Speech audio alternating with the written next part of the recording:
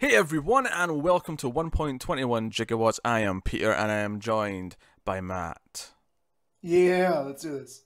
Connor's here too. Still here. And this is going to be each of our top 10 movies of 2018. We pushed our end of year sort of awards and movie discussions to this time of year around the time of the Oscars, which at the time of recording, the Oscars are happening tonight.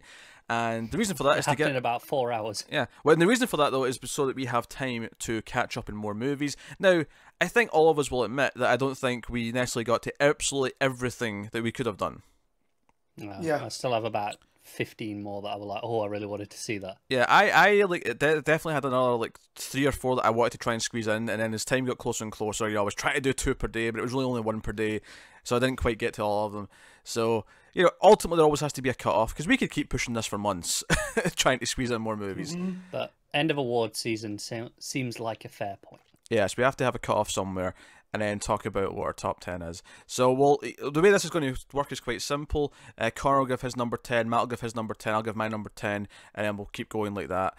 And then at the end, we'll do some honorable mentions, and I think we'll also do some anticipated movies for 2019. We'll wrap up with that. And of course, our patrons did vote for their top 10s as well, so we'll have results of that as well when we get done with ours. So that is what's going to happen here. So yes, here we go. We're going to dive into the best movies of 2018. So I fear for the answer to this question, but Connor's going to kick us off with his number 10.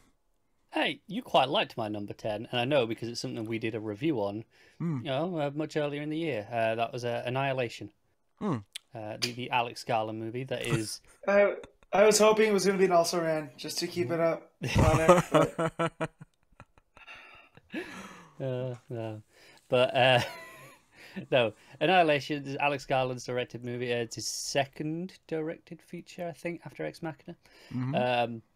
And it's a group of scientist women go into this area where the laws of nature are kind of breaking down to investigate what's going on. It's called The Shimmer, right? Remember that from the trailer? Yes, The Shimmer, yeah. Yeah. As far as the plot goes, there's not really much more to say without spoiling things, because it is very much just their journey through this place and kind of experiencing and getting to the center and just the things they encounter in there. It's beautifully shot. It looks gorgeous. It's vibrant and colorful. It feels unique in the way it looks. It's real good. I really like it. No, it's very psychological. It's very pretty at times. It's Annihilation. Matt, what is your number 10? We're going to kick this off with a bang. It's probably a movie neither of you two have seen, and it's a sports documentary. So, right there. Yeah. I love surf documentaries, so it should come as no surprise that the one that came out this year on HBO, called The Momentum Generation, is coming in at number 10. This is such a Matt list already. Already, right? I couldn't help myself. Going back and looking over the scores, I gave this one a really high score, so I had to put it on the list. But essentially, it tells the story of the 90s surf scene, where it went kind of from, it's this competitive sport, kind of, where you can make an okay living, but you still have to do other things, to being a full-blown career for a lot of these up-and-coming guys who include names like Kelly Slater, Rob Machado. I mean, they might be familiar to you guys. Not too sure. But, I think I've heard of Kelly Slater, but it may have only just because you've mentioned Kelly Slater before. Yeah, well, he was on Baywatch. Like, he had a guest stint for a little bit. That's how big he got. Like, they threw him in there as of course, a surfer. So he's obviously older now. Then he's very much the Tony Hawk of surfing. Yeah, basically. Well, you could have said Tony Hawk was the Kelly Slater of skateboard back in the day, but Yeah, but here's the difference, Matt. Here's the difference. There was no Kelly Slater's pro surfing video game, so because of that, yes, there was. Oh, was there? Yeah. Oh, never mind that. But it wasn't the phenomenon that pro skate, but yeah, it was there. Yeah, and it was garbage. Tony Hawk 1 through 3 in the PS1 and PS2. Mwah. Yeah. Those are so basically, the story covers how Kelly Slater dominance and what it did to this group of friends who kind of came together to join this tour and became, completely changed the surf generation just for them being there. And it's on HBO. You can give it a watch. But yeah, really, really enjoyed it. Lot of fun surfing. Like, I don't want to say stock footage, but it's all like it's beautifully shot. And yeah, highly just check it out. Even if you don't like surfing, you can learn a lot. Okay. My number 10. I'm looking at the wrong list here. My number 10. Now, I debated, like, my numbers 9, 10, and to an extent 8 were all very in contention. So when I get to honorable mentions, I'm going to be naming stuff that were at one point on the list, and I'll talk about them then. But Me too. my number 10 is I Kill Giants, which is a touching story about how a young girl copes with something she can't quite process as a kid. And we get this wonderful kind of story that is a little bit of a mix of, like, it's a young coming of age story, but it's got these weirder elements, like, and Matt liked it, so it's weird to say this, but almost a little Wes Anderson, and its tone. Wes Anderson can be good Sort when he's not trying to be Wes Anderson. It's kind of Thor meets Iron Giant sort of thing. It's kind of yeah, that's a good way of putting it. Yeah, it's Thor meets Iron Giant, but if Thor was the little girl. yeah. It's wacky. But this girl says that she hunts giants. She says that she kills giants, and she talks about, like, all the mythology that builds up and why she kills giants. And quite early on, you're like, this is probably all just representing something rather than actually just being true. But the movie kind of lets you makes you question yourself. You're like, is there some truth to this? Is there real things going on here? But the movie's very much about her as a character and her peers. She has one friend that kind of tries to understand her. She has her therapist played by Zoe Saldana, her bigger sister by Imogen Poots, and they all try and, like, help and understand. And but at its core, it's based on a comic book, actually, which is it's a very different movie from a comic book than because when you say comic book movie, you're thinking of Avengers and Batman and whatever else. But well, you think superheroes, and it's as much a superhero movie as Iron Giant was. That makes sense. It's superhero inspired. Yes. Yeah. She's a hero to me, damn it. Yeah, no, that's fine. There's those parts of this movie that hit me at a certain time last year that it hit hard. Yeah, it's real good, this movie. This was a surprise. Like, I like the sound of it. I like the trailer, but like it kind of paid me what I was expecting from the trailer, but in the best way possible. Where it gave me this touching story but it had these visuals because it was doing this giant stuff as well, and all the rest of it. So, I Kill Giants, I recommend. Connor, what is your number 9? My number 9 is something I suspect will be on at least one of your lists, if not both. This is 8th Grade. So this is a late entry to the list, something I only watched this past week. It is about a 12, 13-year-old girl. It's her last week of middle school, and that sounds mundane, right? It's just, it's the last week of school. But it's not. It's so tense and realistic, and it goes through it's completely in her head, like, in her headspace of how she feels about all these things that are around it, and everything is serving that. Everything that feels like life or death is at that age feels like life or death in this movie. Yeah. It is like the things that are happening are relatively mundane events. They're just normal things. But because it's a young teenager, it's played up to an extreme degree, and the direction excels in highlighting. But it's genuine because it's exactly what everyone's like as that age. Like everyone feels this way at that age. So it works. Yeah, it's great. And the acting is phenomenal from the lead actress. It is. Elsie Fisher, she's very good. 8th Grade is a great pick. Matt, what is your number 9? So my number 9 is Vice. Starring Christian Bale, directed by Adam McKay. Adam McKay, thank you. Who's traditionally known for comedies, but over the last couple of movies, he's really tackled real life topics in a comedic way. This it very much feels like a follow up to The Big Short in the directorial style, in the way the way that would cut into play things and have the narration and stuff like that. Stylistically, feels very similar. And it's a completely unconventional biopic about a guy who there's no biography for. like Dick Cheney's notoriously very secretive. There's no books on him, so the fact that they came up with this script from interviewing people was almost like they had to do like a news story first, so they could base this on something. And it's just at times it's very scary, at times it's very light. There's a whole section where you can tell where Adam McKay decided to settle in on the comedy, and it feels very much like a sketch. The cast is phenomenal, from Christian Bale, Amy Adams, Sam Rockwell, who plays the daughter, Alison Pill. Yes. She's pretty good. She has a smaller role, but yeah, it's really a nice deep dive on this guy that we've all heard of but don't know much about, especially here in the U.S. And it's amazing that it even got made in the way that it was, by who it was. I wanted to love this more than I did. Ultimately, it feels a little bit haphazard for me. But oh man, if I love all the ideas. I love the style of what it's of how it's presenting it. Yeah, for me, it's more in the acting and just the Herculean task of putting a movie like this together. Yeah, you know, because other biopics, you have something to draw from, and here I had heard him on a podcast. What we got? Yeah. Yeah, and they had to verify all this stuff because you don't want it to be a satire where you're just putting things in there or you know, libelous. So I think his skill coming from SNL really helped them, and then he knows how to work with Christian Bale, as you know, which is always a good thing, you know, because that guy he's a very intense, and then you put him as Dick Cheney, who, let's not forget, had shot a friend in the face and then the friend apologized for it.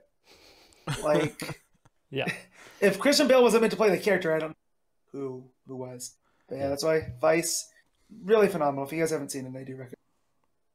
Cool. My number 9 is Bad Times at the El Royale, which you know was in and out of my top 10, and I kept like debated like, did I put it in? Did I put it out? Like in and out, shake it all about. Like what am I doing with it?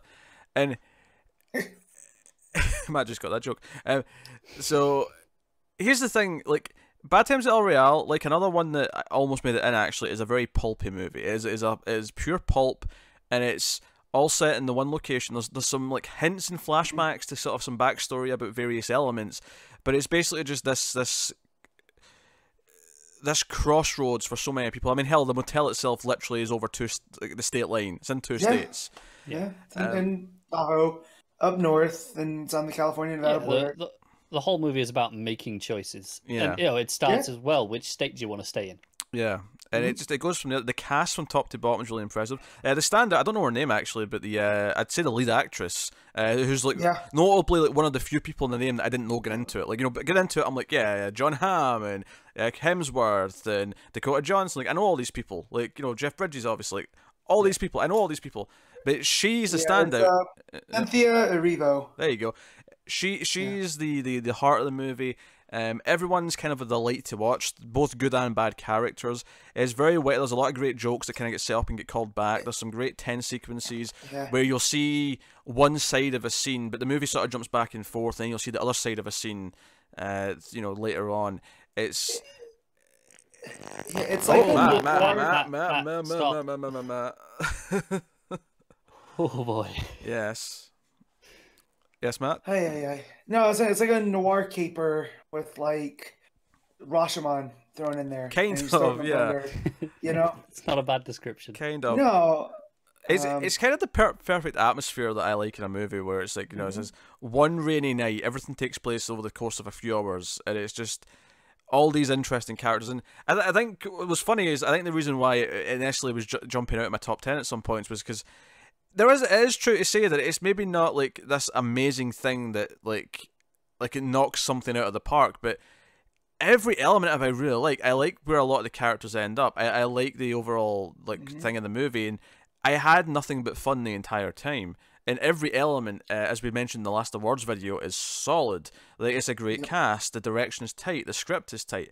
Everything about it is just boom, boom, boom. And there's actually a couple of surprising moments towards the end where I got kind of emotionally invested in a certain character who, up until that point, I didn't give a shit about that character.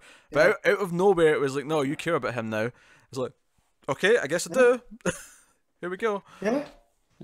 So, Bad Times at El Royale. It's pure pulp, which is why it's not higher on this list, because it's not like a standout in any other way, but it cements Goddard, who of course worked on the hit television show Buffy the Vampire Slayer, is a director that I will be watching, because obviously Cabin in the Woods is also fantastic. So, And not the first season of Daredevil, too, right? yeah, but the second season soured me on it, so I don't remember it as fondly. Yeah, but Goddard was gone by that point. He was He but- was responsible for the best parts. Yes, he There you was. go. He was. Yes. So number 8, Connor. I'm going with First Man, which is notably low in the sense that the last 2 Chazelle films have topped my list in the years that they came out, respectively. So this being at 8 is a drop, considerably. But it's still in the top 10, so I liked it a lot. What are you gonna do?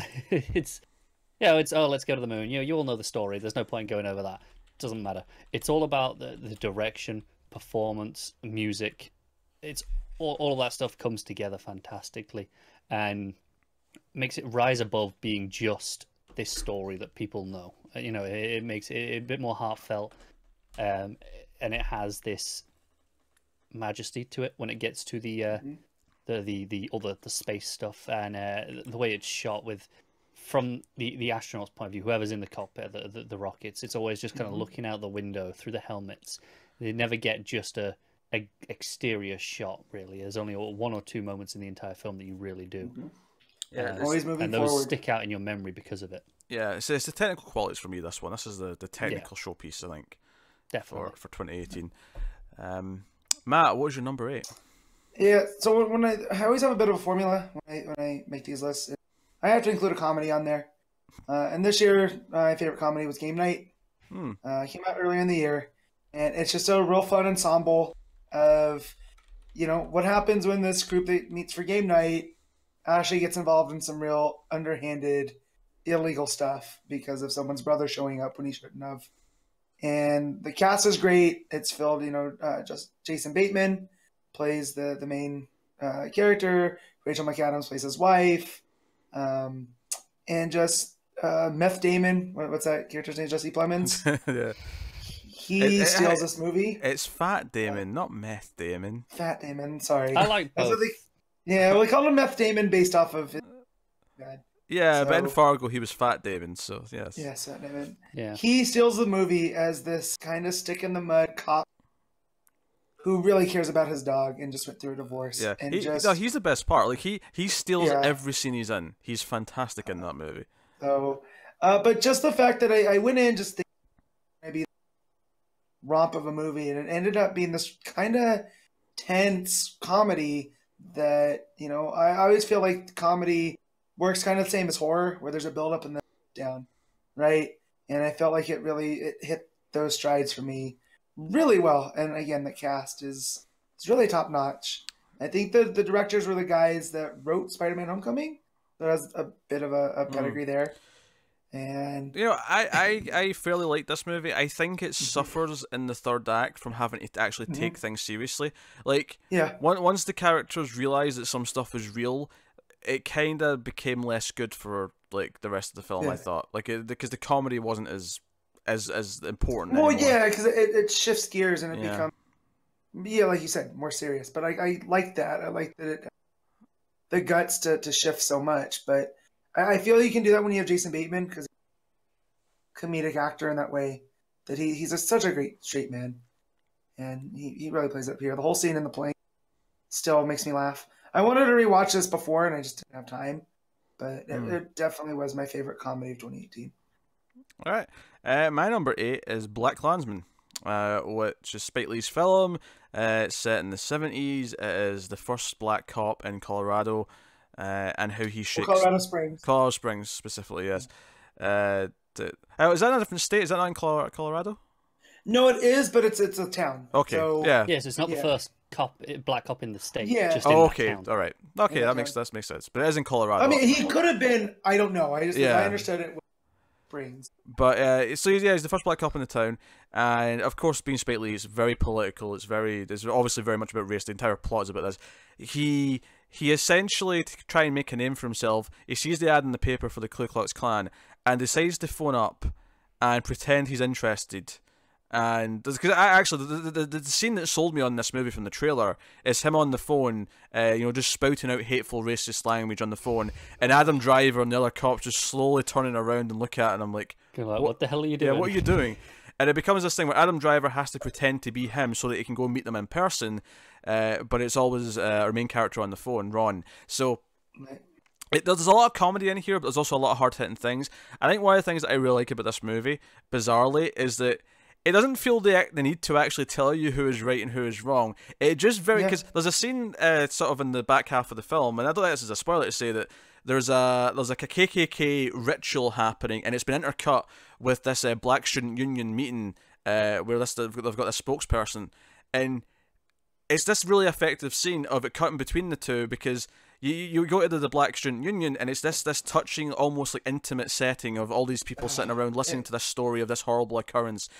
And then you cut to the KKK thing, and they're talking about how they've got superior blood from God and like other just ridiculous like ceremony bullshit. It's all just like it's all just glamour. It's all just facades. There's a scene where the Klan gets together and they watch Birth of a Nation and how they're glorifying what happens there, and it made my stomach churn. Yeah, they're laughing and cheering and yelling "Get 'em" as if someone else was watching a horror movie. I mean, I assume that was Birth from a Nation. I'm happy to say I've never seen it enough or any of it to know that actually was the movie. Yeah, so no, really effective in doing that, and it hits you with some real world gut punches at the end as well. Yeah, that was probably that didn't quite make my top 10 for that reason. In that. It's really effective, and I get what it's doing, but the movie was already kind of it's super blunt and obvious, right? It's not being subtle. I didn't need the car hitting me at the end as well. No, but that's Spike though, and it is. I get that. That's his style, and had it been anybody else, I would say missed the mark. But with Spike, it's like, well, no, this is exactly. Yeah, so I think it's an interesting choice to do that at the end of the movie. I think the point of it is that because the movie is it's really funny, right? It doesn't treat the subject lightly, but it does have a lot of humor in it. And I think the point of the ending is like, we've had fun, we've made some points, but hey, this is stuff from the last 2 years all really happened still, and you really need to take this in. I get that, but it just felt at odds with the tone. Because it ends with a fairly touching tribute right at the very end, which I won't spoil, but there's a nice moment. It's just the way that I love how Spike balanced it is these backwoods Klan members would almost be comedic, right? Because they're so what seems like out of touch, and then you get to the end where there's these real world, and you're like, well, this becomes that. Yeah, there's a hilarious scene in the middle that's absolutely terrifying, but it's hilarious in hindsight where someone's talking about, oh no, the idea is to make all this normal in government so that eventually one day someone like David Duke could be president. And, Ron's like, don't be ridiculous, that would never happen. And I'm just sitting here in 2019 just going, oh god. Yeah. And it's very intentional, it is a great movie. But so it's funny, it's easily the best Spike Lee movie I've seen. Now, I've not seen Do the Right Thing before people ask me what my opinion on that, because I've not. But also heard Inside Man's really good. It's okay. I didn't love Inside Man. Yeah. Okay. But that one usually gets brought up by film people that I know as among his best. But I avoided the Old Boy remake for obvious reasons, because how dare it? Goes without saying, doesn't it? Yes. Yeah. So that's my number. We're on 8. So Connor, what's your number 7? My number 7 is A Quiet Place.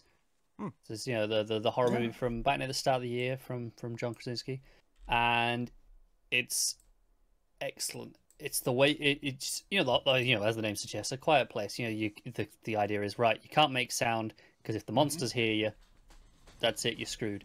And it doesn't take much sound for them to be able to hear you, so it's mostly silence for the movie. There's a few scenes here or there where they have that opening scene. I've never jumped harder in my seat. Yeah, you see the trailer. It is, and it's such an effective opening scene. It's about 4 or 5 minutes long. This opening sequence. It's dead silence the whole time. and it's fantastic. It's one of the best opening scenes of any movie this past year, comfortably, and it's great. I really like it. Couple of things that stop it being higher towards the end of the movie, but overall, I loved it, and I'm looking forward to seeing the next one now that that's officially confirmed. Yeah. And it's official that he's back to direct it. Well, yeah, I would have been less excited if he Yeah. wasn't, but after this, he's earned some trust in it, right? He has. He's earned some trust as a director, a horror director, no less. It's interesting. Yeah. But yeah, no, there's a couple of twists at the end that I don't love. It felt like it almost shifted its tone in the last, like, and it's literally the last, like, 30 seconds. There's this shift in tone. It's weird. Yeah. But most of it is a very unique experience, and I enjoyed the mechanics. One of the things I always talk about in horror movies that I think is weird to some people is I like to talk about the mechanics of how the scares work. And the mechanics of this movie, they can't speak. There's rules. Like, I also talk about how much I like rules, and that's when I talk about mechanics. I'm talking about what is the device that makes things scary? How does it work? How do the characters interact with it? And here it's like, no, they have to be quiet. But there is rules, like in the movie, it's like if you go near like a waterfall where it's naturally always very loud, you can use that as like a shield almost to talk. You know, it's one of those little details. And I think it's really interesting. Things like how, when someone gets hurt in a horror movie, it's like, okay, yeah, that's usually the end point of their story. This here is like, okay, you got hurt, now react to that silently. Yeah. And it completely flips that dynamic to what's normal. And I think too that one of the characters is also plays in, because that's why this family survived so on, because one of the kids is deaf, so they know sign language already. Yeah, so they can communicate, and it's a real nice arc with that character and the relationship with her parents and the rest of the family. Yeah, and and Krasinski wrote this too, and like kind of how we had that revelation last year with Get Out. I feel along the same lines here. It's Krasinski was like, oh wow, I know Jim from The Office had it in him. Yeah, it's like, hey, I can do this too. Yeah. All right. What is your number 7, Matt? So my number 7, Pete already discussed, and it's Bad Times at the El Royale. And I really enjoyed this movie for all the reasons that Pete said. It is this fun, pulpy, movie about choice and what it does with the characters. I love when Jeff Bridges just doesn't play Jeff Bridges. And here, the fact that he was, similar to other characters he's played, but there's this presence to him here as he's playing this preacher that you can tell has secrets in his past. I really like that. And then, Thor himself, Chris Hemsworth, coming in, and this is a whole other side I've never seen of him. You're about to see another side of him too, brother. Yeah, brother. Take your vitamins, say your prayers. That's me. But him coming in and for anyone who doesn't know, if they think that was a weird moment, Chris Hemsworth just announced he's in talks to play Hulk Hogan in a biopic. That's why. Directed by Todd Phillips. Yes. So what an odd pairing. Who's played Andre the Giant and who's played Mean Gene? These are important questions. Who's playing Piper? That's what I want to know. Those two did not like each other in real life. So, anyways, with Bad Times, I'm trying to. Pete didn't cover, but yeah, Hemsworth comes in, kind of, he's all over the trailer, but he doesn't make his presence towards the back end of the movie, and he's, it's Chris Hemsworth like you've never seen him before. Do you know another thing I didn't mention actually is I like how the movie's steeped in its time period. It's set in like the early 70s. And they don't outright like say things about why people are doing things. Like it's just like it's like there's a cult in the movie. And it's like no, this is a part of the time period. This is something that was going on. The idea that one of the characters might have a history of war. Yeah, he was in Vietnam. There's these things where it's like there's all these seeded things from just the time period for each character. Yeah, there's another character that works for the FBI. And at that time, Hoover was listening in on. I like how he's cutting out so much when he's talking about the FBI. It's almost like the FBI don't want Matt to tell anyone this. It was, yeah. So, yes. I've been compromised. You've been compromised, yes. But, yeah. Hey, if it makes you feel any better, Connor's been compromised since like the age of 2, so. True. Yeah. But yeah, again, I can't say much more Bad Times at El Royale besides I really enjoyed it. That was a whole lot of fun at the movies. It's like 2.5 hours, but it doesn't feel it. Which I always appreciate because you're getting bang for your buck with that price point. So was it really that long? I don't remember it being that long. Yeah. Let me double check. I just added up for the cast list, so it Yeah. shouldn't be. Yeah, it was 2 hours and 22 minutes. Oh, okay. So, exactly. You didn't feel the time either. No, I did Like not. That's fluent. So fair play. So that was your number 7. My number 7 is one that Connor's brought up, and that is Annihilation. The Alex Garland sci-fi film, his follow-up to Ex Machina. Connor described the plot. I will say the one thing that hurt this is that we just watched Stalker for the first time the year before, which is very much the spiritual successor to this film. Oh. And it's phenomenal. Stalker's like a 10. Like I love Stalker. Yeah. Obviously, I liked Annihilation a lot because it's in my top 10. But it's no Stalker. But it's not Stalker. But it is very good. It has a lot of wacky kind of ideas. It's very psychological and philosophical, and it plays with what's going on in the characters' heads. I will say the last like 15 minutes kind of is what puts it up another couple of slots, because the last 15 minutes gets very kind of full on like unsettling science fiction, I'll call it. In fact, yeah, it's good. There's also I'll say a creature at one point that has a very unsettling presence as well, which again is very unique. So it feels like an inventive science fiction movie that's just doing like, okay, Alex Garland's like, okay. Would be so much more inventive if we hadn't seen Stalker. Exactly, yes. But no, it's very good, very good. So that's my number 7. That will take us on to Connor's number 6. Yeah, all right, you knew it was coming. Solo, a Star Wars story. It's in here. Oh wow. Which maybe lower than the people expected. Definitely. Yeah. It's I think I said in the last awards video that it's my least favorite of the new Star Wars films, but it's the most traditional Star Wars film, which is probably why it's my least favorite in that it's not doing all these new things. But it's really well done. Sometimes you need that. Sometimes you need a Star Wars movie just to be a Star Wars movie and not trying to be something new. Yeah, this is really well done. It's got a surprising amount of layers for what it is. Performances are really solid. The only things that hold this back from being higher is the opening 5-10 minutes have like one or two things I wasn't feeling. Yeah, you could probably cut those. Yeah, but after that, basically, as soon as he is off his homeworld and is into the plot of the movie, which is pretty quick, I love everything from that point on. Like it's just those first few minutes where I'm like, there's something not jiving here. Yeah, Woody Harrelson is really good as his mentor. Yeah, and it really owns up to the space western in those sections. Yeah, absolutely. Yeah. The heist sequence with the train is a lot of fun. It's some really inventive camera work on that, actually. Yeah. Rico, the one character, John Favreau, is another interesting Star Wars character that they brought in. I've never seen anything like that in Star Wars. So yeah, no, I really love this movie. I love the tone and the feel of what it's doing and the spirit of it. And it pulls it off 99% of the time. Jill, there's a point when you were talking there where I just instinctively, because I wasn't paying attention, went as if I was agreeing with what you said. I know, I saw that. I was like, and I've never seen the movie. I thought you were being like a sarcastic, like no, sure.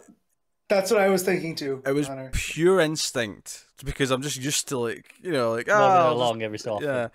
Afterwards, I went, why did I say it? Why did I make that noise? That made it sound like I was agreeing with what he said, and I have no idea. I have no opinion on this. I think you said it around the time where I said there was something iffy in the first few minutes. So it felt like you were going, I bet there was. I'm sure it was full of basically, the problem in the first few minutes is his relationship with Emilia Clarke in that opening bit. When she's in the rest of the movie, absolutely fantastic stuff. That opening sequence, could have done with cutting that. Yeah. All right, I'm just going to raise my up a little bit in the video. The eye line's bugging me. It's bugging me. Now he decides to video. No. The previous video was fine. He slouched a bit since then. Yeah. Okay. He slouched a bit since then. I went to the gym this morning and I'm sore. Yes. So sorry. All right, Matt. What is your number 6? So my number 6 is A Simple Favor, directed by Paul Feig, starring Anna Kendrick, Blake Lively. We haven't talked about it yet. We talked about it on the. But it is this fun, light Hitchcockian styled. I don't quite call it a thriller. I would. Yeah, I mean it is by definition, but it's more low. It's a comedic thriller. Yeah, and just Anna Kendrick, she's one of my favorites. She's playing almost against type. She's very timid, as Connor said in our last video. But it's Blake Lively's Emily, and her being the MacGuffin.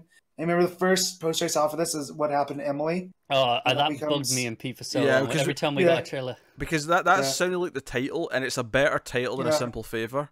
Yeah.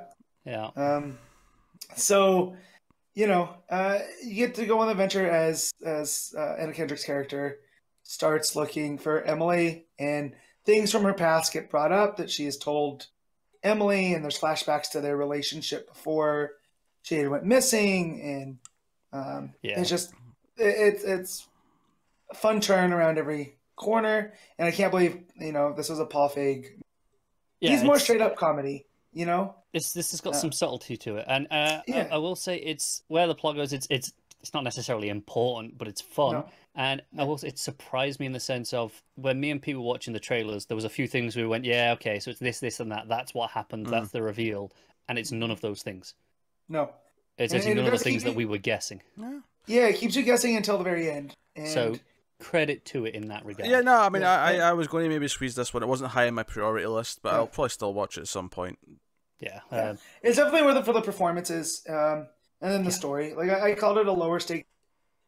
Because it follows. I think I said that when we did when I watched it that week for movie news, I described it as comedic Gone Girl.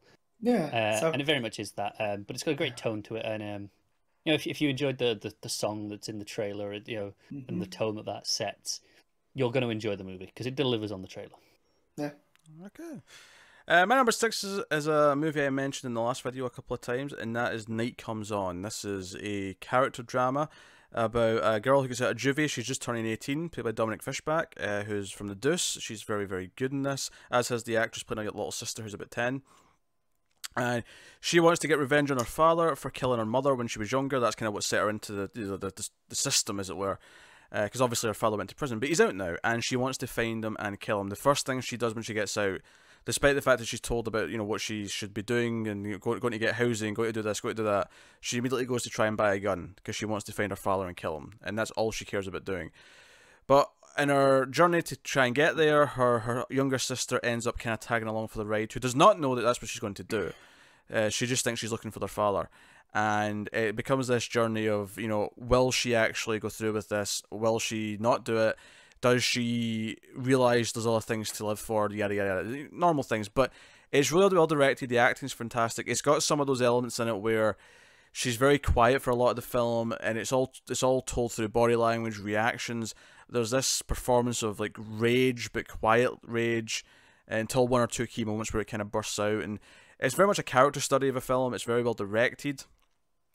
It's got this sort of ambient tone. There's a lot of handheld in the camera work. There's a lot of, it feels intimate. It's a very intimate film. And, she puts herself in some really rough situations at times. And some of them are her fault. Some of them are not. Some of them are other people. Some of them are the system.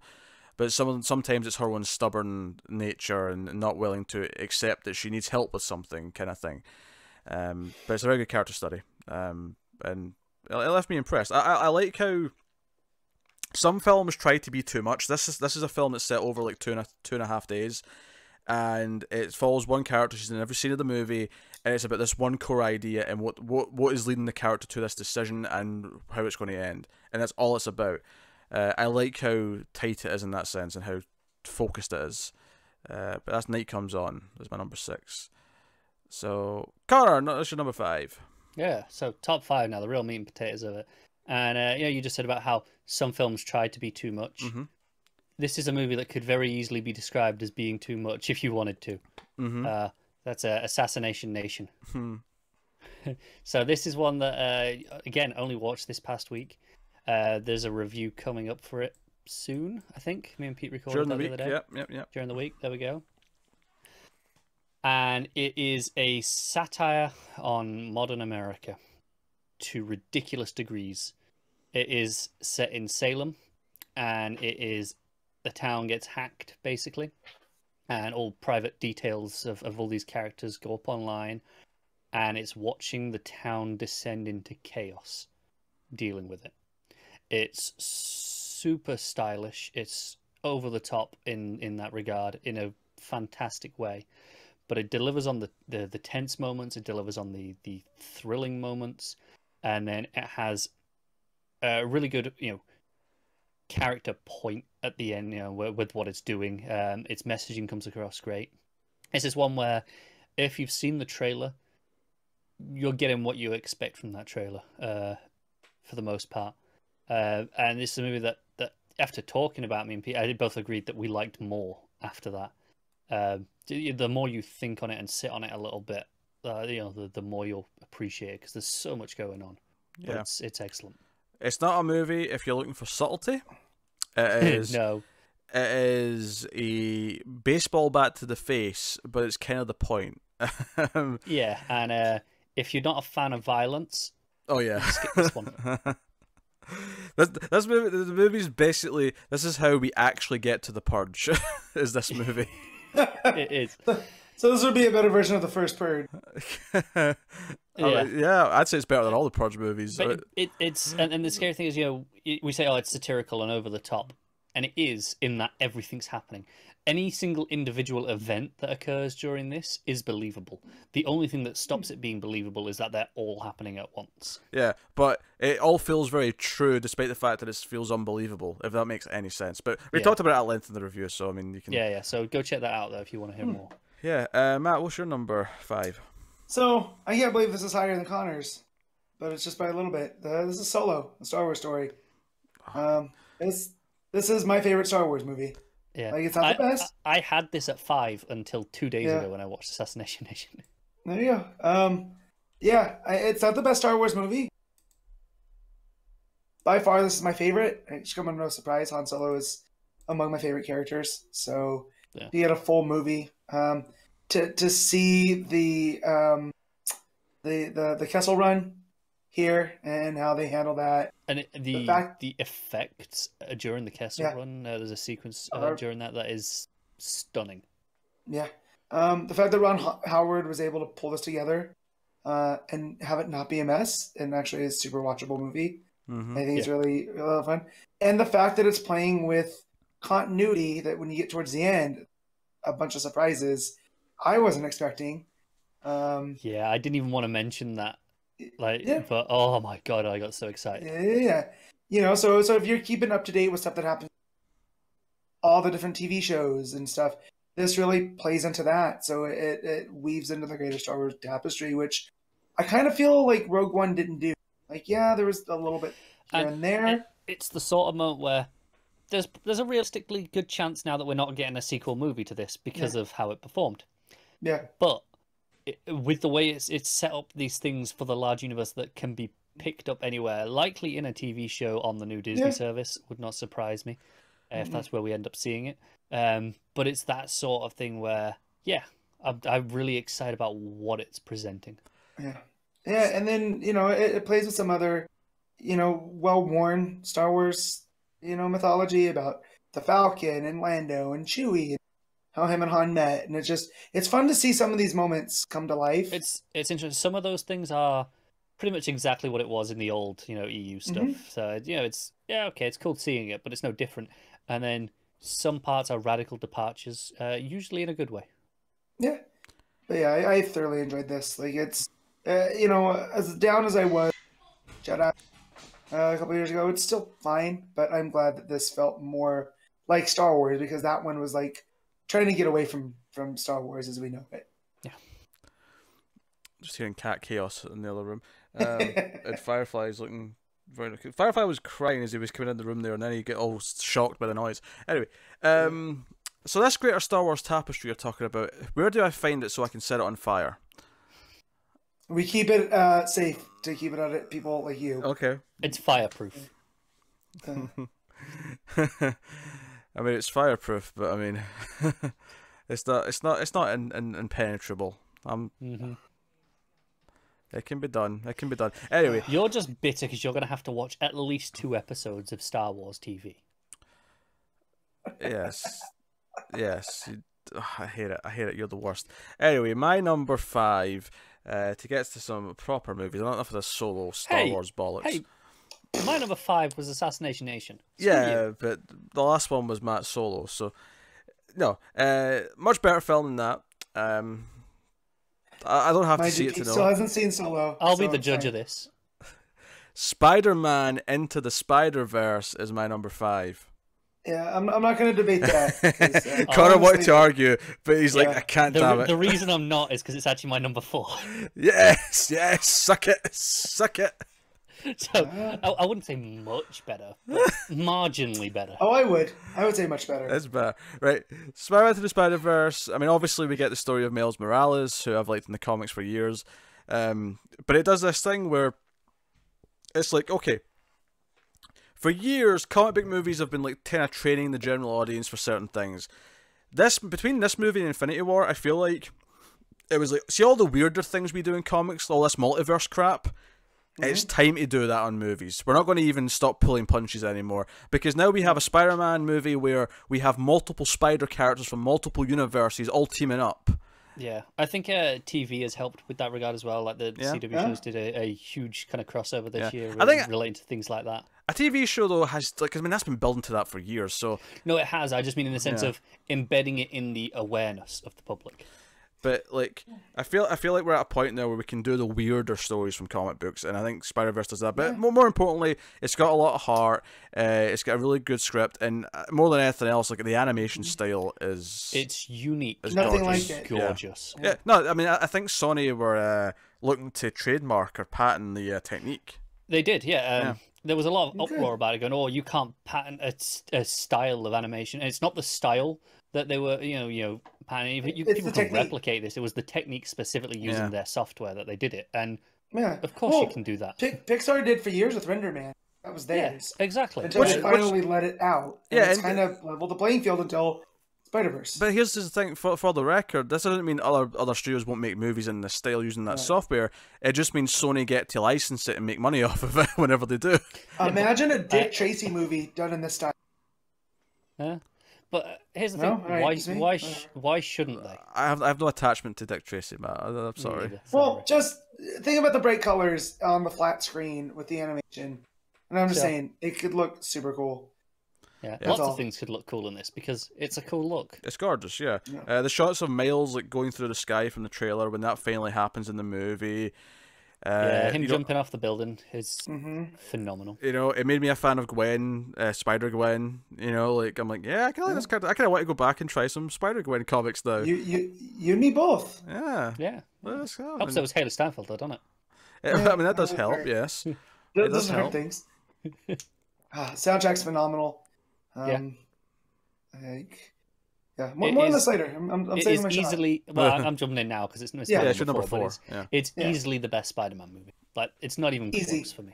No, up to this point it was Homecoming, and then it's these two are neck and neck. I like Homecoming a lot. I don't think I wouldn't want to throw Homecoming under the bus and say. I mean, I do think this is the best one, but I wouldn't want to say, "Oh, this is easily the best one," because I don't think it's easily. I think Homecoming's great.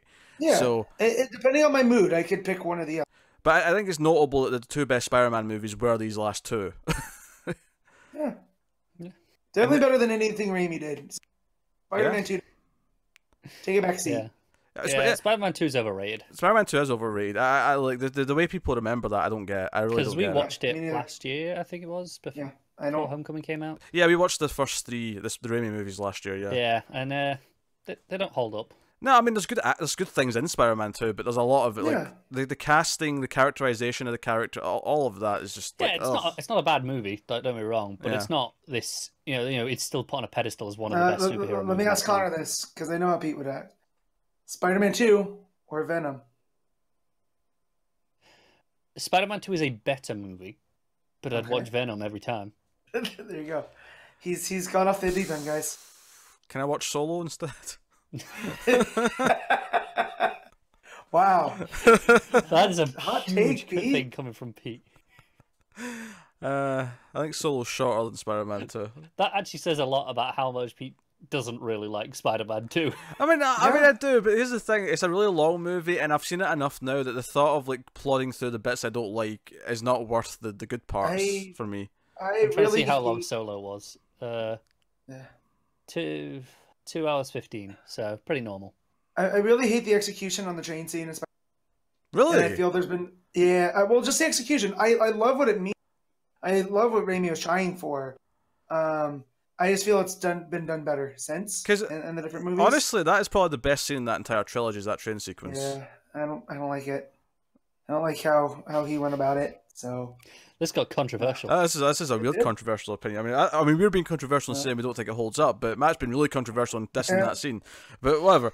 Anyway, so your number 4 was Into the Spider-Verse. Yeah. So Matt's turn. Matt's number 4. So this movie hasn't been brought up yet. So that's Infinity War. Such a fun time at the theater. It's a culmination of 20 movies, 10 years, and I think they nailed it. They stuck the landing. We'll see. Whoa, Matt. Endgame. The landing's not happened yet.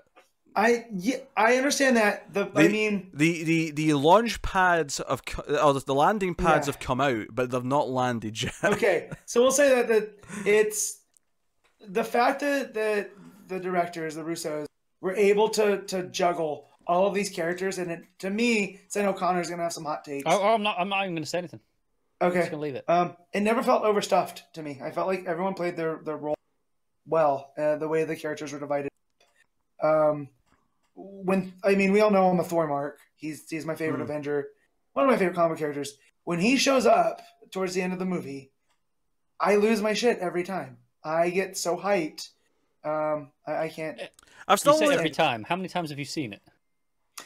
So when you have a wife that loves Captain America, Yeah. Answer the question. Stop making excuses. I've only seen it 4 times. I've seen bits and pieces from it when I come home. I have only seen it the once still. I lost count. But I will agree that Thor's entrance in the third act is I think that was the moment for me where I realised I was into it again. When I was worried coming in, I was going to be kind of like lukewarm on it. It's weirdly, I keep saying this with a bunch of movies from they're giving me Superman moments that I want that Warner's just is completely whiffing on. They have Henry Cavill. The dude is Superman personified, but he doesn't act like. I don't know if they have him anymore. Yeah. So the fact that Thor gets this moment where the sun, right, and he's looking all swole and stuff, and then when he finally shows up to the final battle, and it's just this fist pump moment. Captain America and his struggles that go through it, and then Spider-Man, hitchhiking up into space. It's just there's so much here, and then Thanos too, who turned him from this big purple menace to an actual kind of sympathetic villain. That you kind of understand. Like every time I get cut off in traffic, I understand it's a little bit more. So it's top superhero movie, I should say, of 2018. Yeah, led to a lot of memes, which I enjoyed. We have we have 6 kids, but only 3 chairs. What do we do? Kill half the kids. I love that there was an Infinity War subreddit where the admins got permission to just randomly remove half of them. Which was great. So you saw people going, I got removed, or people like, oh man, I got removed. Like it was this. It led to some great pop culture moments. I don't feel so good. Oh God, that scene destroys me. Still, I can't. So, but yeah, we're gonna probably rewatch it. Right. So that'll be number 5. That was number 4. Was it not? No, I mean that'll be number 5. Oh, you watched number 5. Okay, yeah, that was your number 4. And that's just since it's come out on home release. I saw. Yeah. So she's obsessed. My number 4, apparently me and Car just spot 4 and 5, because my number 4 is Assassination Nation. Really, really strong satire. I mean, we kind of said it already, but it's got a great style to it. It's very hyperkinetic, very hyper real. The first half is very quick paced. It's very pulsing. You get to the second half, and it becomes this kind of weird, more intense version of The Purge, where everything feels like it actually matters. But it does this really impressive thing where it somehow achieves empathy for characters who aren't even that likable to begin with. And we talked a lot about that in the review. So yeah, it boiled down to they're not unlikable characters; they're just teenagers, which is inherently a little bit unlikable. Yeah. But it makes you root for them. yeah, so well, that doesn't make you root for them. There's all things that make you root for them, but I'm not going to get into it because there's a whole big review coming out. So the review for that's out in the coming week. But Assassination Nation was very good, and like Connor said, it went up in my rankings and my ratings after talking about it. So, yeah, it's good. A lot of political films this year on our top 10s, I'm noticing. But number 3, Connor. Yeah, so I got another animated film here. This was my number 2 until just a few weeks ago. This is Teen Titans Go to the Movies. Oh, I love this movie. This is everything I wanted from this movie. I'm a fan of the show. The awful characters with the comedy that it is. It's a kid's version of Always Sunny. This is how I often describe it. Mm-hmm. And it's just perfect in that regard. It's that everything. They're all awful. They do some awful things to other characters just for selfish reasons, just because they can. And there's never like, oh, we need to be better. There's no like, oh, we need to learn to, become better people. It's like, nah, screw it. We'll just get around it. I feel you're adding your own life into a cartoon. I was laughing so much throughout all this. I didn't see this in the theater, but on Black Friday, it was Target, like $5, so I picked it up. And I watched it, and it was funny. I just, it was getting comparisons to the Lego of these kind of game-changing, comedic animated films. In terms of a obviously, Matt, you said you always have to have one comedy on this list. This is mine. I get you. I just your love for this. I mean, I'm not one to talk. So, but I did, I really loved it. I will say my proud uncle moment is my niece, finally watching the show. And I had the movie, so I just gave it to her. And it's, I guess, from what I've heard from my sister-in-law, she's watched it every day when she's gotten home from school. So good. I think we have a DC fan in the waiting here. Your niece is the best. I don't know, I was trying to do one of the Starfire's lines, but that sounds natural in that setting, so it didn't work. Yeah. You know what I mean? All right. Yeah. I had fun with Titans Go to the Movies. It's not my top 10 by any means, but I had fun with it. I'm a sucker for it. What do you want me to say? It was exactly what I wanted, and I loved it. That what's it called? Catchy song? Or what's the song they do? Yeah, the song. Yeah. That was pretty good. I had a lot of fun with that. The rest of it, there's been episodes I've caught that I've enjoyed a little bit more. Best line in the movie is when Starfire's trying to say something smells fishy, and she says, "This smells of the fish." Yeah. Starfire is delightful. Yeah, Starfire is. Dear. Anyway, so that was your number 3. Matt, what's your number 3? So I'm gonna start calling my number 3 the Kong Memorial spot, because this is the spot where no other person would have this high. Oh God. Yeah. You guys want to take a guess what it is? Pete probably knows. I think I know what it is. Yeah. Yeah. Want me to guess? Because yeah, go ahead. It's Overlord. Yeah, because I kept calling it 2018's Kong's. Well, that's the thing, though. I think it's a much better movie than Kong Skull Island, so I don't know if I necessarily agree exactly with that. Okay, well then 2017 had 2017's Overlord. I guess I don't know. I love both of these movies way more than I should. They are straight up pulp. Overlord in especially because it's a World War II movie where they fight animated corpse monsters, call them zombies, call them whatever, but it plays out like a war movie. Honestly, Overlord many a times was on my top 10. It just kind of missed the cut. And I get it.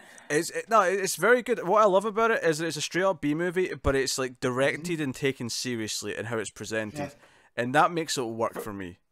From the time it starts, the title sequence being old propaganda film style really sets the tone for what this is going to be. Yeah, the whole plane sequence is tense as shit, and then I like the idea of the safe haven. They've got this house they keep going back to. There's just so much about it I like. It pulls no punches. Yeah. I liked it a lot. I I felt disappointed based on the trailer. You know, the trailer had, you know, I think it was AC/DC playing or whatever it was, and I got this tone from the trailer that wasn't the tone in the movie. It's not.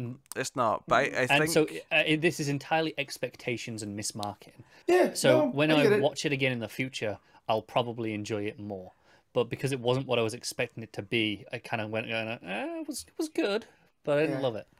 I loved all the archetype characters that play here. I mean, I brought up White Russell in the last.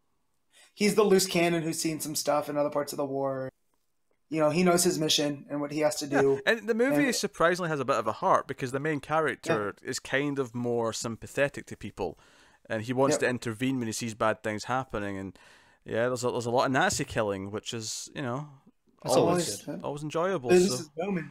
Yeah. So no, Overlord's great. I can't fault the pick. This wasn't my number 2, and then we started recording, and I moved one up from 3 to 2, and then realized that this is the Kong Memorial spot. This is the, you know. Okay.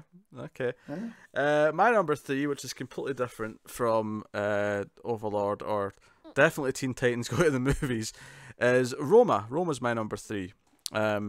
We talked about it in the sort of the awards with the cinematography and the direction, but this is a stunning visual movie where it tells its story in the visuals. There's obviously a lot of dialogue, there's a lot of Spanish, but so much of it is visual in how it tells its story. It's these back and forth panning shots in open areas with the characters walking through them.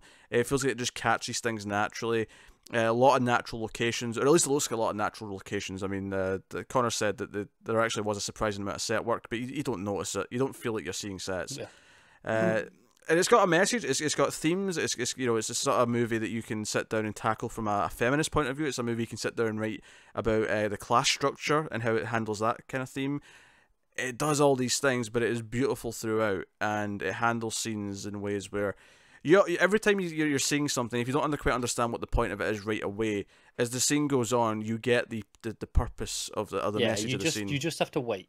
Yeah, it's so much symbolism in this movie. Yeah, and it has has a kind of an emotional climax, and I can't emphasize the visuals. I mean, shooting this in black and white was a stroke of genius. Yeah, it looks. From what I hear, it's deeply personal for Cor. Who grew up with someone like the main character in his life. Yeah. So I think that's pretty cool that he, this is a guy that directed a Harry Potter movie, Children of Men, and he decided to take a step back. Gravity was his last movie before this. Mm-hmm. Yeah. And I get a very visual movie, right? But so different. Yeah, that's what I'm saying. Like, he takes a step back and does this personal, low-key movie, but still takes all that technical aspect from what you guys are describing with the one shots or and the different camera movements and really does his thing. So, I mean, don't get me wrong, it kind of made me want to watch it. It's no Prisoner of Azkaban.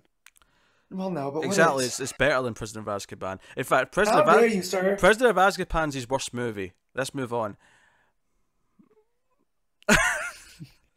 I'm gonna fight you right now. I do not have a good Harry Potter year. All right. Prisoner of Azkaban is not even the best Harry Potter movie. It is the best Harry Potter movie. Yes, it is. What's the best Harry Potter movie, Pete? I don't really care. I just said that to get a reaction. Yeah, thank you. Yeah, okay. You say Goblet of Fire, I'm gonna stab you in the throat. I'm not going to say the one with Robert Pattinson in it. What do you take me for? Look, he is Someone far who from the wants Robert problem in Pattinson that as movie. Batman. All right, so my number 3 was Roma. Connor, your Ginger Menace. What was your number 2? My number 2 is The Favourite. Because... But it's not the favourite. Yeah, thank you. You could have just made it number 1. I could have done, but that would have been disingenuous. What is number 1? I know. Well, you'll see in a few minutes, won't you? But it's pretty obvious that I like this in the light. If you watch the last video, because I was mentioning it a lot. There's one thing he's not mentioned yet, I don't think. I think I know what number 1 is. Okay. I don't know if you know what number 1 is. I was just thinking about it. But this is not the film I was expecting going in. I saw a bit of a trailer, and I was like, okay, it's a period drama, but it's from the director of the Lobster, which I quite enjoyed. So I thought, oh, go on then. I was hearing good things. So I thought, I'll go see it. And it's a lot more like The Lobster than a period drama. It's more accessible than The Lobster, which is probably why it's I got a hope bit so. more attention. But it is an absurdist comedy that happens to be set in the, I don't know, 1500s, whatever it is. And the three leading ladies are all excellent. There's so much great dialogue between them, and their chemistry is what kind of sells the movie. It's beautiful to look at, and it's so just it kept making me laugh in ways that I wasn't expecting, because it would just come out of nowhere with something stupid, something that you just would never expect to be what happens next. But it always just escalated from there, and had me in stitches at points. It's great. And of course, one of the main themes of the film is diplomatic immunity. Oh, I'm a simple man. For anyone who didn't get what that was, go watch our last awards video. Yeah. Yeah, that was a callback. That was just for people who watched the last awards video, so they could get that joke. All right, Matt, what was your number 2? So I might be a simple man, but I'm not the first man. And First Man is my number 2 movie of the year. What a transition! That was contrived. Long way to go for that one. I thought it was worth it. Yeah, First Man. We've talked about it a bunch on the last video, but Connor talked about it earlier on his list. And again, this is a movie I missed on the big screen, and I'm sorry, because it is so well shot, so well made. Yeah. Every aspect of it, I just love. The more I think about it, the more I enjoy it, and I want to go back and watch it again. I get that. I'm still angry that my cinema it only had it at reasonable times for 1 week, and it happened to be a week that I was out of the country. And when I got back, the only times were at times where I couldn't go. Either I was working or there were late night showings, and transport was an issue, and so I had to wait. And I'm gutted that I missed it on the big screen. Yeah, Gosling's fantastic. The supporting cast, full of guys. You're like, oh yeah, that's him. You have Jason Clarke, plays one of the astronauts. You have what's his name? Corey. He was on House of Cards. Stoll, yeah. Yeah. Corey Stoll. Yeah, Buzz Aldrin's a bit of a dick. I love it though, because this is a man in real life. We didn't go to the moon conspiracy person confronted him out on the open street, and an 80-something years old. So Buzz, I think Corey Stoll really embodied that. I need him to play Teddy Roosevelt, because he's played Hemingway, he's played Buzz. Now I need him to play Teddy Roosevelt. But the direction out of Giselle, the fact this was adapted from a biography, and we got so much of Neil Armstrong that, you hear about him. He was the first man to walk on the moon, but you don't know a lot about his personal life, and this touches on those. And yeah, Giselle's other 2 movies seem to be about action. This one seemed more about determination. Like, you can make the argument it's about him, about Neil's obsession with things he can't control, but I look at that more as that it's his determination that he's going to be able to take control. And they're going to do this. When we spoke about it, my read on his character in the film is that because he couldn't control something, he felt he had to do something impossible to kind of feel that he was in control again. That was how I was reading his determination. In that. That's how I got that. I got that too. Yeah. And that's what I love to it. And that's why I like. If we go back and look at his last couple movies, I'm pretty sure the top 5 of whatever year it was, from Whiplash to La La Land, now this. So I was disappointed though. There was one moment on the moon they left out from what really happened. Yeah. Yeah. At one point, Neil Armstrong kicked a rock and then went diplomatic immunity, and then just walked away. Talk about contrived. Because on the moon, you see, he has diplomatic immunity. Yeah. This better be settled for your number 2 somehow. It's Lethal Weapon 2. Pete just finally got around to seeing it in 2018. But that one's Lethal Weapon 2, right? Diplomatic immunity. Yeah, that's Lethal Weapon 2, yeah. Okay. Yeah, First Man. If you guys haven't seen it, go rent it, watch all the special features. It'll make you want to go to NASA and see all this stuff for yourself. Because that's what I want to do now. And yeah. Yeah, it's not a true story, but I always liked the old joke that when Neil Armstrong was a kid, he overheard his neighbours say, "I'll give you a blowjob when that boy next door walks on the moon." Because there was a rumor that he said something like "Good luck, Mister" Yeah. whatever when he was on the moon, Yeah. and it was a complete myth, but it was just a funny Yeah. story. It always made me laugh. Yeah. I just love the idea of him turning around to his wife and just be like, Yeah. "Well." Oh, yeah. Well, and this movie also made me deep dive into. I said on the last one, he's a real life Hal Jordan. Like this dude was a test pilot that ended up, and that really resonates with me as a comic book. So, yeah. Check it out. Yeah, my number two. My number two is 8th Grade. Starring Elsie Fisher, who's fantastic in this. This movie kind of blew me away. I was not expecting, I heard good things about it, but I was not expecting it to just, grab me the way it did. Yeah. And just not let go and just have me in the scenes with her where it's tense or it's scary, and all of it is it's doing a great job of emulating how you feel at that age in these situations, especially as someone who wasn't a super sociable, I'm a quiet, I don't really care, I vividly remember a period around that age where I just stopped caring what people thought, and I got absurdly confident compared to before because of that. But this movie is about before that moment in your life. It's that period where you care so much and you're so quiet, and she's in all these social circumstances, and you're like, oh my god, I'm terrified of something really awkward happening here. And sometimes it's not as bad as you think, and sometimes it's way worse than what you thought. And but you're with her for that ride the whole time, and it's done with this deft hand, and I love that despite the fact that I'm maybe twice the age of this girl, right? Probably a little bit more than that now. Yeah, stop being so generous to yourself. Yeah, shut up.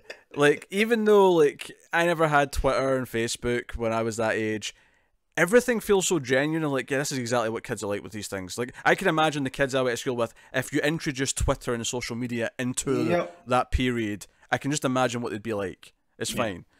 So you're talking about the if you could give advice to someone at this caring so much, don't let stuff bother you. Yeah. And I feel the character of Gabe is that. Now thinking about this, because when we first meet him, he's just this awkward, weird kid in the pool, explaining how to hold your breath. I feel even though she didn't ask him. Yeah, I feel like he's a character who's not learned to stop caring. He's just a character who's oblivious to what anyone thinks. Yeah. That's There's what a difference. There is a difference. Yeah. Just him the secret to holding your breath is you don't move. And he just dead man floats in the water for 2 minutes. He is a Matt character. He is a Matt character. Yeah, I felt that was also Bo Burnham's that was him at that age. That's what I want to believe. I felt that was very much that kid becomes a comedian. Yeah, it's a fantastic little film. And, much of it's related to her age, some of it's related to her gender, but all of it feels genuine. All of it comes together and clicks. And I think one of the things that really were your wife's distracting me now, Matt, as well. Yes, I know. I'm going to yell at her via text right now. What else? Strongly worded text message. Going back to what I was saying about how I feel like it feels like a genuine how the whole this social media and tech would fit into the kids' lives, even though it wasn't there when I was at that age. Right at the start, she cares about Instagram, and she looks up a video on YouTube of how to do something. In fact, there's a really funny chunk about half an hour in where she Googles a YouTube. Banana? Yeah, the thing that leads to the banana. She's looking up how to do something, and it was just this absurd scene, and there's this awkward humor with the dad when he kind of catches her, but she's not actually doing anything weird when he catches her, but she acts weird about it, and all of it's hilarious, but all of it feels so true to life, because I feel something I do ever since YouTube's been a thing is if I don't know how to do something, I will YouTube it. I'll say, okay, how do I fix this thing? How do I do that? Right? But it makes sense that yes, if you're 13 and YouTube exists now, you're totally Googling how to do all these stupid basic things that we never did Google at the time because YouTube didn't exist. But I don't know. It felt like a weird window into the youth of today. On top of being very relatable, so. But no, super tense, tense isn't the right word. Anxious, super anxiety filled. And that's a key thing that runs. And being at that age, I would never want to go back. Oh yeah, there's no way, man. I put those years behind me. Yeah, never again. Not even close. But you're with her along for the ride, so you know, Gucci. That's a reference to the movie. God. Just before one thinks I'm being weird. All right. Well, we've reached the final round here. Connor, what is your number one film of 2018? Before I say it, because you said you're pretty sure you know what it is. Well, I'm not 100%. I'll Okay. be honest. I've forgotten what else. In fact, before you say it, do your all 9. Recap your list. We should do that. We should all do that. All right, number 10, Annihilation. 9, 8th Grade. 8, First Man. 7, A Quiet Place. 6, Solo. 5, Assassination Nation. 4, Into the Spider-Verse. 3, Teen Titans Go to the Movie. And 2, The Favorite. Mm-hmm. Okay, were you thinking of one I'd already said? Yes. Which one was it? I think you said First Man. Yeah. Even when Matt was talking about it, he was saying, Yeah. "Oh yeah, Connor already spoke about that Connor earlier." brought it up earlier. Like I forgot. All right, just give me peace. Give me peace. All right. So no, my number one is Incredibles 2. Really? Really. The first one is still to this day favorite animated movie and my favorite superhero movie. And this one does everything that I wanted a follow-up to do without doing a time jump. I mean, that would have been a whole different movie, but that was what I'd always assumed it was going to be. Mm. So that was, you know, what expectations were. And then, okay, we're not doing a time jump. What is this? What do I want from this movie? And this gave me everything I wanted. I said in I think it was our last video that this felt seamless in that, you know, it's been 15 odd years since the last one. This picks up moments after. I mean, the final moment of the first movie is the opening of this movie, and it feels seamless. Obviously, the animation's better now, but the tone, the characters, everything is just right on in. But Yeah, it feels Bird didn't so. miss a beat. Yeah, but all the plot beats, the story, the characters, it feels slightly more modern, slightly more polished in that regard. It's updated as well as feeling timeless and sleek. Mhm. And I just love everything this movie does. It's got some great action set pieces, it's got some great character moments, great music. Yeah, I love it. Okay. Just remind me, Cara, your top 5. Just say them. Assassination Nation is Yes. 5. Next. Into the Spider-Verse. Yeah, Teen next. Titans Go to the Movies. The Favorite. And Incredibles 2. Right. Okay. Thank you. I've been tallying these for later. Yeah, As I've yeah, been going. yeah. I forgot to do it after a point. just yeah, while I'm at the end of my list here, what a year for animated movies for me. You know, because I've Yeah. got 3 in my top 5, and then there's a couple that just missed out. You know, unfortunately for them, but it was great. I really enjoyed it. Right, Yeah. okay, Matt, recap your list so far. So number 10 was Momentum Generation.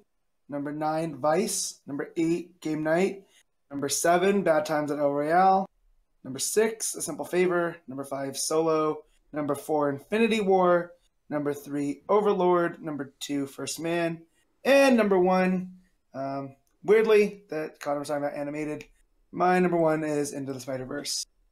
Whoa, This there you go. movie, yeah.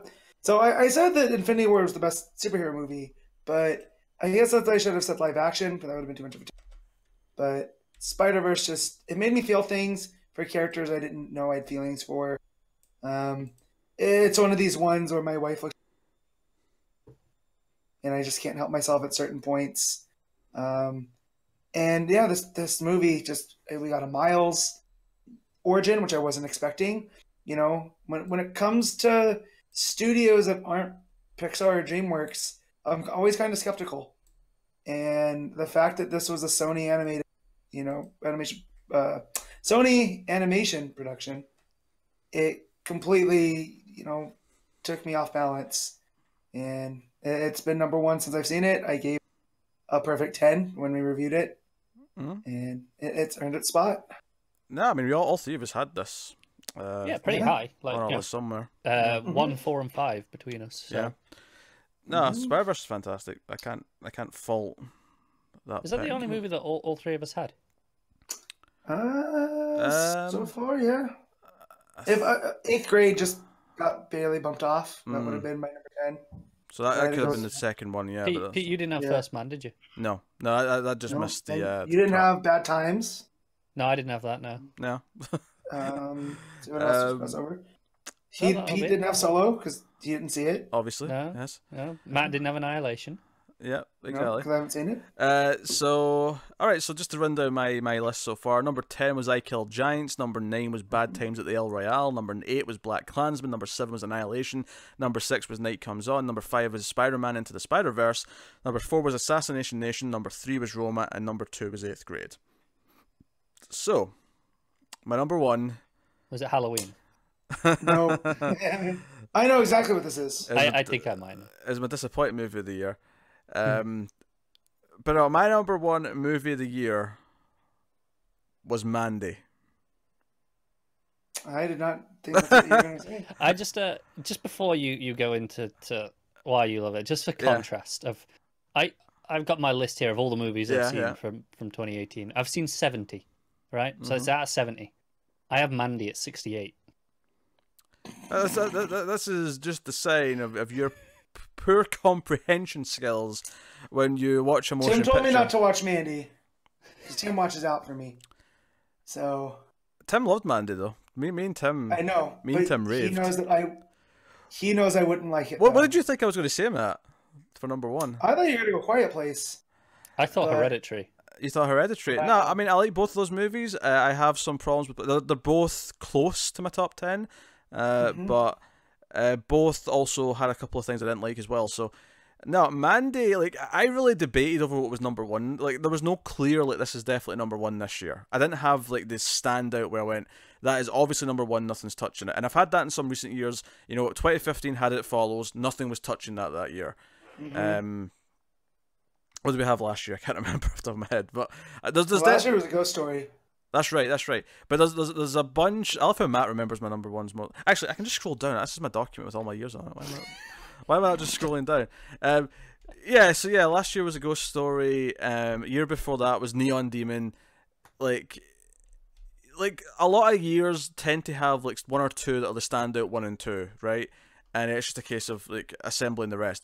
This year was a little bit different in that like any of my top 3 could have probably changed order up into a point. Speaking of your top 3, Gino, did you do a rundown of your 10 through 2 before you did number 1? Yes. I don't remember. Yeah. Okay, I just ignored that. Yeah, she did.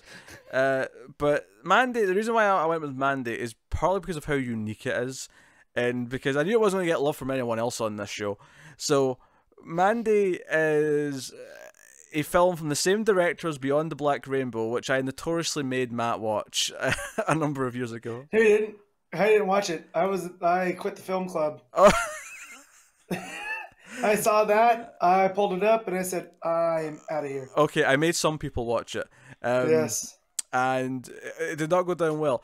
This is a very artistic director who has a very unfiltered vision of what he wants to do. This film stars Nicolas Cage. It's a revenge movie where a weird gang of biker / demons who are kind of like Cenobites from Hellraiser help this cult leader kidnap and murder Nicolas Cage's wife in the film, who's named Mandy, and of course Nicolas Cage must go on revenge. This movie was built for Nicolas Cage to be crazy. This movie was built for him to snort cocaine off of broken glass. It was built for him to forge a ridiculous heavy metal axe for which he is going to slice up demons with. Okay, I'm listening now.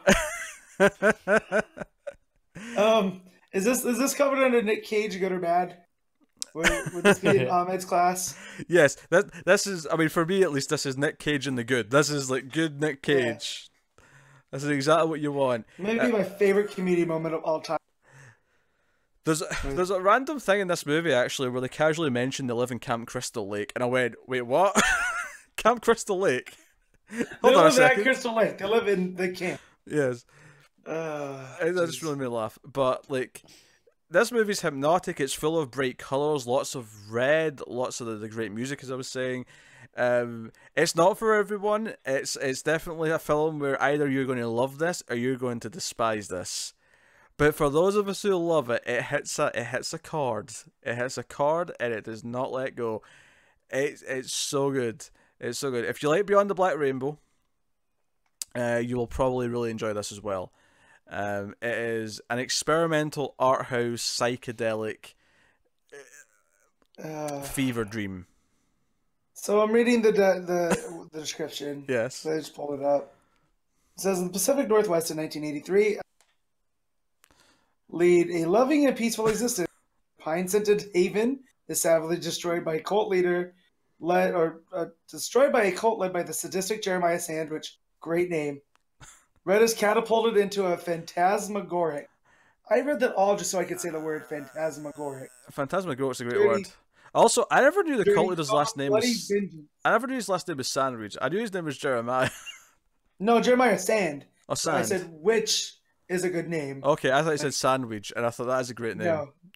Yeah, Jeremiah Sandwich is a good name, though. It's a better name. The director's name is even awesome. Panos Cosmatos. Oh, yeah. Yeah. This is, yeah. I'm throwing it out there. He doesn't look like anything that I would expect. If you want someone to share my enthusiasm, go check out the Screams After Midnight of me and Tim talking about this movie, because we were both very enthusiastic and into it. So, Mandy, you know, I like to have a bold choice as number one, and I couldn't think of a bolder choice than this. Yeah. So, I mean, sure, I could have went really weird and picked a bad movie, but that's, you know, Defeats the point, doesn't it? defeats the point. Yes. Man, Yeah. if you guys had if Connor had Teen Titans #1, we all would have had in our #1 movies. I would have had what? Sorry? Nick Cage. Oh, Nick Cage. Yeah.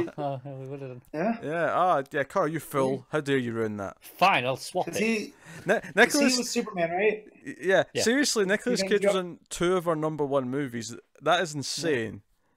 And Yeah. a number 3. That's still pretty good. And the number 3. Yeah, he had to play Superman and a Spider-Man in the same year. No one else will ever be able to say that. This is true. This is true. Also, there's a tiger in the movie, but I mean, just FYI. There's violence. It's delightful. Relax. So yes, he makes this axe, which is like, you know, not a functional looking axe. It's like the sort of thing you'd get on a heavy metal cover. It's a whole thing. Anyway, so that is a top 10. We should probably shout out some honorable mentions, other things we liked that didn't quite make our lists. Oh, Matt's mic's going. But he wasn't speaking at the time, so that was quite pleasant for the most part. So I don't want any explanations. I just want people to say things they want to give a shout out to. So we'll just go round robin again. Connor? Death of Superman. I concur with that pick. It was fantastic. Matt? Pacific Rim Uprising. That almost made my list, and I knew it was going to cause an uproar if I did amongst the peoples, and I almost kept it on, but It's close on mine. Yeah, I love Pacific Rim Uprising. It was the perfect fun popcorn movie to me. I saw Tim's tweets earlier. Oh, Yeah. Weird bastard. yeah. So I don't concur with Mr. Professor Virgilish on that one. Professor. Yeah, but he loves the boy, so what does he know? But yeah, no, Pacific Rim 2 is a great pick. Actually, I actually really like that movie. It's at number 12 on my list of the year. I will give a shout out to Cam. Oh, is that the Netflix movie? It's a Netflix movie about a cam girl who there's like a duplicate of her starts like streaming instead of her, and she's trying to figure out who stole her life. It's like a Black Mirror episode. That's really good. Yeah, that seems really interesting. Yeah, it's written by someone who used to be a cam girl, so it feels it's like a very genuine story, in the way it's like she reacts to things and all that. So I'd gotta give that a shout out. I actually quite like Revenge as well, just to give another one. Connor, you got one? That one? Yeah, it's swinging around towards the more mainstream a bit, but Star is Born, I really did like it. It's excellent. It's one of those that I probably never need to watch again, but I liked it a lot. Matt? So last year when we did this, it wasn't eligible because it had just come out, because it came out in 2018. But I really enjoyed Molly's Game last year. That was real good. That was So- 2017. Yeah, I was 27. I was eligible last year. Yeah. Well, no, because we had the discussion because it didn't come out wide release until 2018. Oh, right. Okay. Okay. Yeah. Maybe he's right. He may be right on that. That sounds like. But an I mean, argument. wasn't enough to make my top. But I going back, I really enjoyed it. I've watched it a couple times. Yeah. I'll mention Summer of '84, which it suffers a little bit from Stranger Things exists, so it's doing kind of a similar thing up to a point. But I actually thought the last act really separated it and made it a much darker story that I did not see coming. I was kind of impressed with how they handled a lot of stuff in the back half of that film, so I'll give that a shout as well. And a lot of the other stuff that I've not mentioned is stuff that you guys have mentioned in your top tens or whatever. Yeah, that's why I've not mentioned any of those things either. Hereditary, I think, was a fantastic piece of directing. I do think the third act just drags it down a little bit because it becomes a bit more conventional in the last act, which is why it never appeared in my list. Bumblebee. That's another one that just missed. It's a lot of fun. Really enjoyed it. Cool. Yeah. All right. Okay. There you go. That's some honorable mentions. So we will round this out with some anticipation. We don't have to pick winners or anything like that. It's just a case of what we're looking forward to this year. I'm just going to start first because I really want to say Godzilla King of the Monsters, Sons of Bitches. It looks fantastic. Yeah, that trailer. I love that trailer. It's so good. Yeah, and do you know what Godzilla has, Matt? What does he have? Diplomatic immunity. So dumb, but I laugh every time. It's my own fault. You'll get bored of it. Matt, give me an anticipated 2019 movie. Yeah, so it's going to be easy to go about superhero one, so I'm not going to Yeah. a Star Wars movie. But I saw the trailer for this, and I got...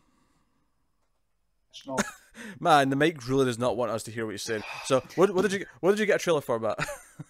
Men in Black International. Right. Okay. Yes. Chris Hemsworth, Tessa Thompson, Liam Neeson's. We're good. What more do you want? It looks fun. I wish I was excited for this, but Men in Black's just such a meh property to me. Oh, and that's it. I haven't seen the third one. 2 was really bad, but 3 was better, but it wasn't great. Yeah, it's like I have a lot of love for that. It's like one of my childhood favorites that I watched a lot. So the fact that we're kind of getting a reboot, but treating, it's one of these sequel reboots that comes out. I'm really excited. Yeah, that's fair. Connor? Just gotta go with Star Wars because one of us has got to say it. He's such a boring sod. Yeah. Which, by the way, I feel like for a long time, whenever I mentioned that was meant to come out at Christmas, Connor kept correcting me and saying May, and I don't know when it got pushed, but it actually is Christmas now for sure. Yeah. Well, I think once JJ took it back, he was like, "No, Was it? Yeah. We're doing Christmas." Yeah. It seems to work. Yeah. I'll be honest. I typically don't get really excited about movies coming up. I don't go looking. This one. There's a handful like Star Wars, right? That I'll be like, oh yeah. Mm-hmm. Often it'll be, this is out in a week. This looks good, and then it'll be like a surprise find sort of thing that will be a lot of mine. Yeah, Connor's trying to be boring. So another pick I would throw out is Jordan Peele's next horror movie, Us. Yes. Looks very good from the trailer. You know who's in that? Who's in that? Winston Duke. You know what he's known for? Who he's known for playing? Off the top of my head, no.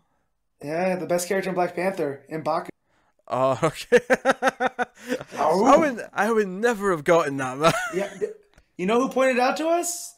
Our friend Daniel Jacob. Okay. He was talking about how he got this trailer. I forget what he's not a horror movie guy, so he said it scared the crap out of him. And like, man, if that takes out M'Baku, what chance do we have? And I was like, oh, holy crap, that is him. So yeah, that looks really good. Connor, they'll pick if you got one. I don't think I have. Actually, that was Matt's turn. Yeah, it was Matt's turn anyway. Just because Matt was talking, I thought he'd done one. Yeah, no. Yeah. Shazam. Come on, we're close. Yeah, we are close. Yes, April, 1st of April, I think. Is the first day. So excited. So good. I hope all of it's so good. I don't actually know if it will be so good, but I'm hoping it's so good. I have superpowers. You're so dead. I'm looking forward to Tarantino's next, Once Upon a Time in Hollywood. One Time in Hollywood. Yeah. Hell of a cast. Looking forward to that. So, yeah, I mean, sure, a lot of the interesting ones tend to spring up out of nowhere and catch you by surprise, but those are the ones that stuck out to me more than any. Yeah. Yeah. I'm looking through these. I said, all the big ones I feel like have been mentioned. Yeah. You mentioned Godzilla, Star Wars. Those are I the mean, ones that, for you've me that spring to mind. Hellboy, that trailer. Less excited after that trailer. Yeah. Yeah, no, I'm so excited. I'll tell you what the wild card is. The wild card is that Todd Phillips Joker movie. Yes, for sure. Yeah, yeah. You know, but Hard to be then excited for something you've not seen anything of Yeah. or know what to expect anything about, though. Toy Story 4, just because. Yeah. Why? I'm more curious, but that first teaser with Key and Peele as the duck and bunny Yeah. kills me. Here, I would say I'm much more excited for Frozen 2 after that trailer. No way. Oh, have you seen the trailer? Yes, I have, but not more than Toy Story 4. I think I am, because Toy Story 4 it might end up being better, but I don't really have any gauge for what that's going to be. I'm not huge on Frozen, so 2 is automatically, I feel it has to be better. I see this thing. I like Frozen. I think it's good. Yeah. But that second, the trailer had a tone where I was like, okay, I'm much more interested in this. I think James said it was someone's Dungeons and Dragons, like someone at Disney decided to animate their Dungeons and Dragons campaign. I thought that was pretty funny. I can see it. I tell you what, I don't think it will bomb, but I'm kind of hoping it does because it looks terrible. Is Aladdin? I haven't seen the trailer yet. Oh, that genie Matt, it looks bad. Everyone says he looks like Genie to me. But I've only seen stills. Yeah, So, okay, here's the thing. The genie looks bad. I don't think the movie looks bad. I haven't seen enough of the movie to get a sense of whether it looks But Okay. Connor, bad. we're biased. We like Guy Ritchie.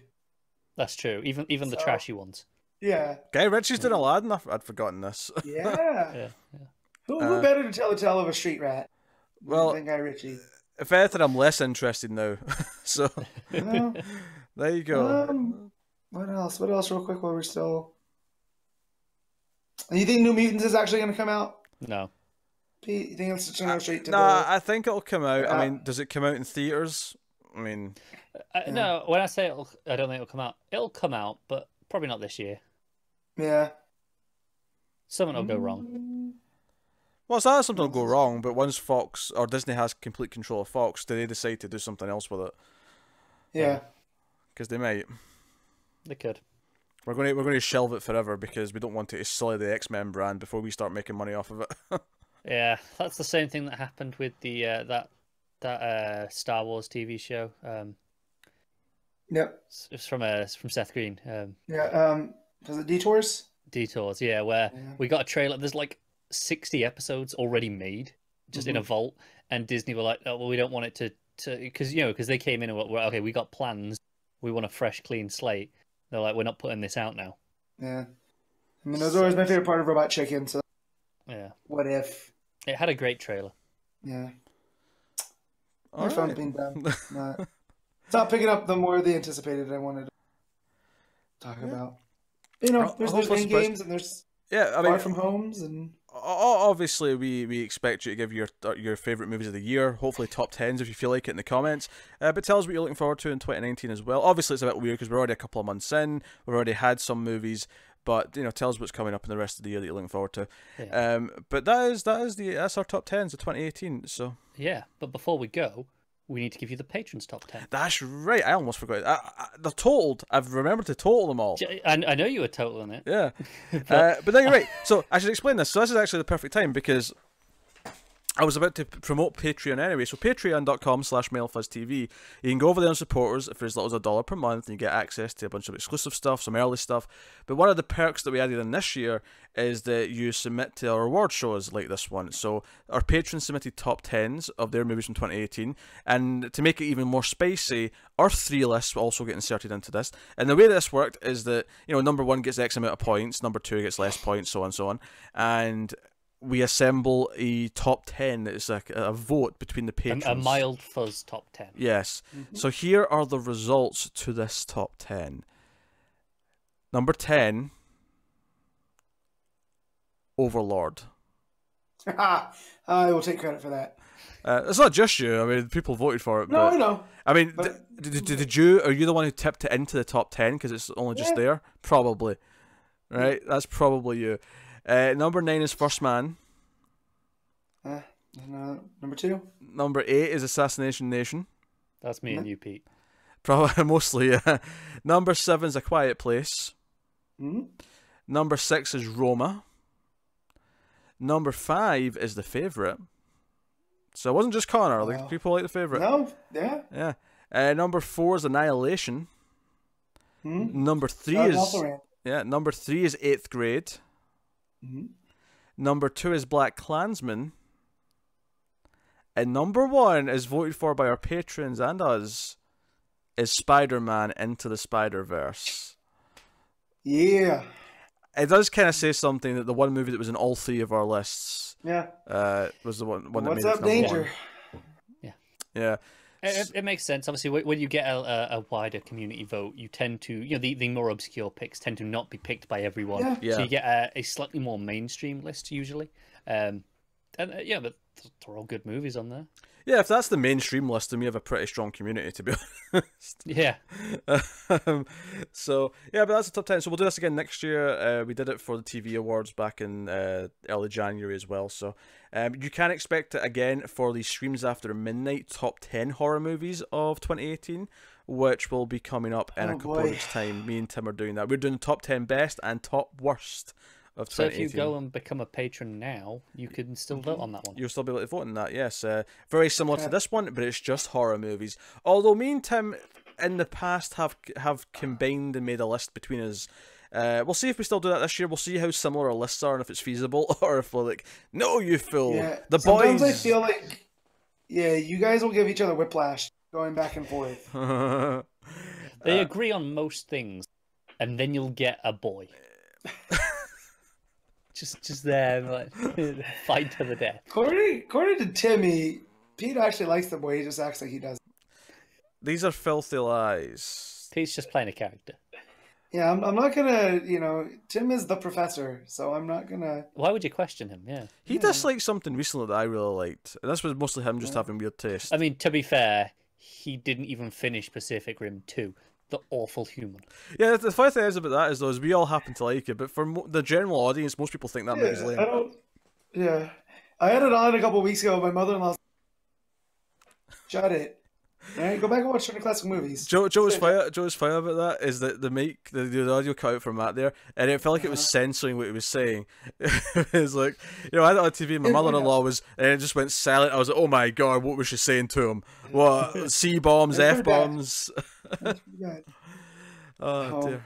But yeah, no, we love Tim. Tim's an odd duck. Tim's a delightful soul.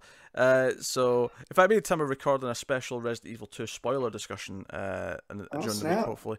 So, that's something that's happening. But, yeah, so great Patreon, join up and get some bonus stuff.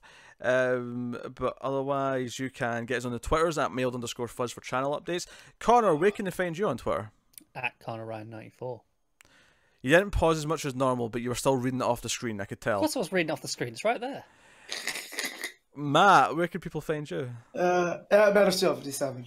You can find me on Twitter at Wibble89. You can also find me on Letterboxd at the same name, Wibble89, should you wish to follow along. Is your name the same on Letterboxd? It is, yeah.